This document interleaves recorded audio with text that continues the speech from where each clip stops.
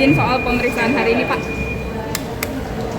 Sebagaimana yang telah disampaikan kemarin bahwa perkembangan penanganan perkara fraud PT Dana Syariah Indonesia (DSI), penyidik kembali telah menetapkan satu orang tersangka baru tambahan atas nama tersangka AS, ya, yang merupakan ex-direktur PT DSI di periode 2018 sampai 2024, dan juga yang bersangkutan sebagai founder PT DSI, dan telah dikirimkan panggilan terhadap tersangka AS pasca penetapan sebagai tersangka untuk dimintai keterangan atau diperiksa pada tanggal 8 April 2026 di ruang pemeriksaan di Tipideksus Baris Krim Polri. Dan atas penetapan tersangka dimaksud, penyidik juga telah berkoordinasi dan telah mengirimkan surat permohonan untuk pencegahan ke luar negeri untuk 6 bulan ke depan terhadap tersangka AS. Selanjutnya pada hari ini juga dilakukan agenda pengambilan keterangan kepada beberapa saksi, ya, saksi dalam perkara penanganan perkara PT DSI. Dua diantaranya adalah DH dan istrinya A, di mana dari fakta penyidikan yang didapatkan oleh tim penyidik bahwa kedua saksi dimaksud pernah dilibatkan ataupun terlibat dalam promosi bisnis PT DSI sebagai brand ambassador. Nanti kita akan lihat apa hasil pemeriksaan, nanti akan kita update. Berarti DH sendiri itu hanya sebagai saksi aja, Pak, ya? DH dan A. Pemeriksaan ataupun pemanggilan terhadap saksi DH dan istrinya A dalam kapasitas sebagai saksi, ya, sebagai saksi karena dari fakta penyidikan yang didapatkan oleh tim penyidik dari beberapa keterangan saksi dan beberapa alat bukti yang lain bahwa kedua saksi dimaksud pernah dilibatkan, ya, dalam promosi bisnis PT DSI sebagai brand ambassador.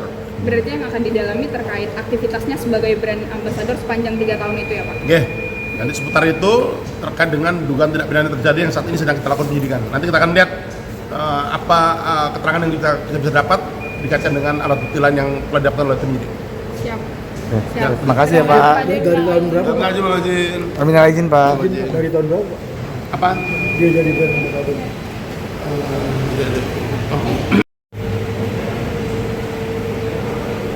Waduh, ada datanya tapi lupa saya. Iya, Bang. Oh ya, sama satu lagi nih yang penting nih sebenarnya, dan iya, yang ini.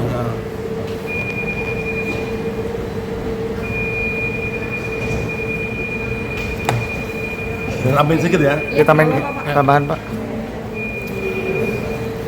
Selanjutnya kami sampaikan bahwa kami dari tim penyidik Direktorat Tindak Pidana Ekonomi dan Khusus Baris Krim Polri terus melakukan koordinasi aktif, efektif dengan pihak PPATK, ya, dalam rangka penelusuran aset yang diduga terkait dengan dugaan tindak pidana yang terjadi.